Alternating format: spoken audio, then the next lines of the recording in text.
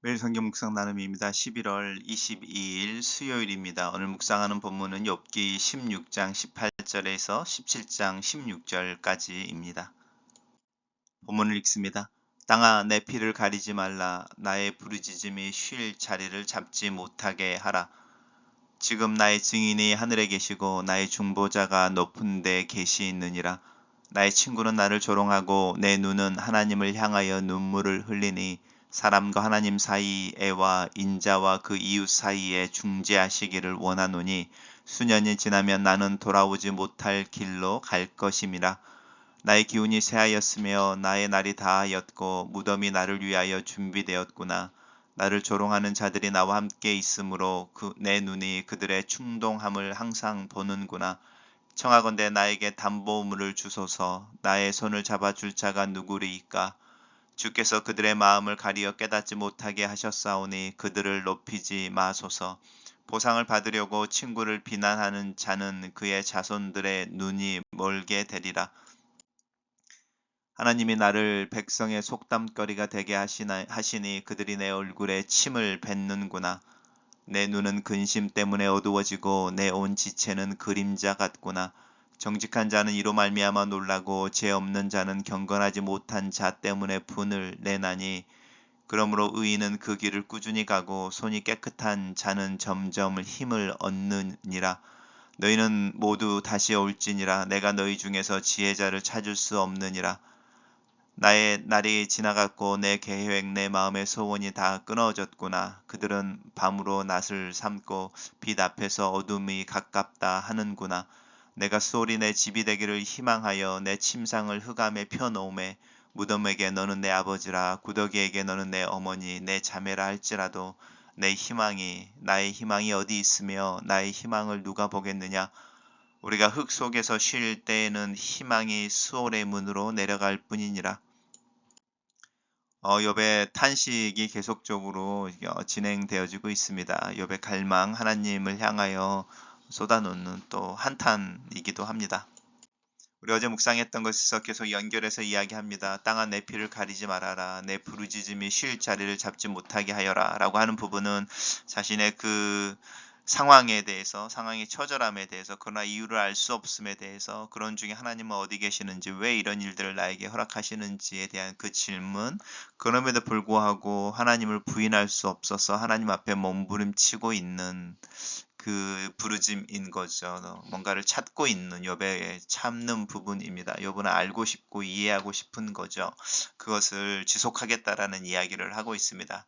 지금은 나의 증인이 하늘에 계시고 나의 중보자가 높은 데 계신다. 하나님만이 알고 계신다. 내 상황을. 그리고 내 친구들 너희들은 나를 모르고 너희들이 나에게 인과응보 죄를 고백하고 하나님의 용서를 받아라 라고 하는 것, 죄인은 하나님 앞에 설 수 없다라는 그런 말들이 오히려 나에게는 조롱으로 들리고 너희들의 말 때문에 나는 오히려 하나님을 향하여 눈물을 흘린다. 그리고 하나님께서 사실은 중재자가 되어 주셔서 나의 이 애매한 고난의 변호자가 되어 주시면 좋겠다.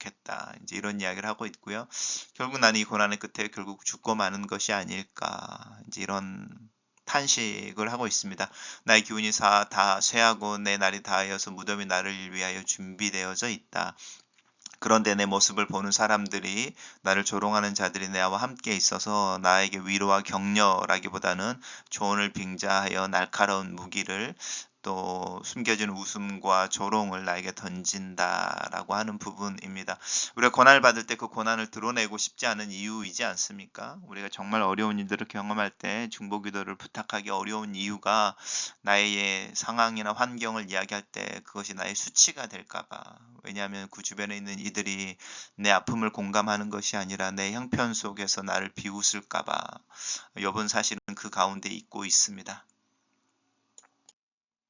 하나님이 나를 백성의 속담거리가 되게 하셨다. 저 봐라, 죄를 짓고 숨긴 죄가 있으면 교만하면 하나님의 징계를 받아, 이런 이제 웃음거리가 되어져 버리는 것이고요. 이제 욥에게 그렇게 이제 반응하고 있는 부분입니다. 욥이 그런 상황 가운데서 근심 때문에 눈이 어두워졌다. 내 온 지체는 그림자다. 이제 어둠인 것이죠. 그리고 뭔가 수치와 또 부끄러움으로 가득 차 있고 밝은 곳에 있지 않은 자신의 모습을 이야기하고, 자기 때문에 정직한 자들은, 또 죄 없는 자들은, 경건하지 못한 자 때문에 분을 낸다. 자기 때문에 많은 사람들의 신앙에 있어서도 퀘션들을 던지게 되어지는 부분도 있겠죠. 그러나 의인은 그 길을 꾸준히 가고 손이 깨끗한 자는 점점 힘을 얻는다라고 하는 부분은 우리가 좀 생각해 보면 좋겠습니다. 욥이 말하는 말들이 새 친구가 말하는 말들보다 훨씬 더 정직한 말들이고 하나님 앞에서 용납하시는 말들인데요. 그런 어려움에도 불구하고 나는 이겠죠. 의인은 나는 여전히 하나님 앞에 서 있고 하나님과 씨름하고 하나님의 도우심을 구한다라고 하는 부분입니다. 그러면서도 욥의 안타까운 마음, 그 탄식은 나의 날이 지나가고 계획이 소원이 다 끊어져 버렸다라고 하는 부분이죠. 하나님을 신뢰함으로 또 자녀들을 향한 기대라든지 자기 인생에 대해서 가지고 있었던 여러 가지 것들이 다 끊어져 버리고 결국은 수월 죽음인 거죠. 죽음이 내 집이 되길 원하고, 무덤이 내 아버지, 구더기는 내 어머니, 내 자매라 할지라도 희망이 어디 있냐. 죽음조차도 사실 희망이 아니다라고 하는 부분이죠. 그 고난 가운데 죽음이라고 하는 종착지를 향해서 또 그 종착지를 바라보게 될 때 마음의 그 허무함이라고 하는 것입니다. 하나님을 믿는 자들의 마음속에도 이런 허무함이 몰려올 때가 있습니다. 단락을 요약해 보겠습니다.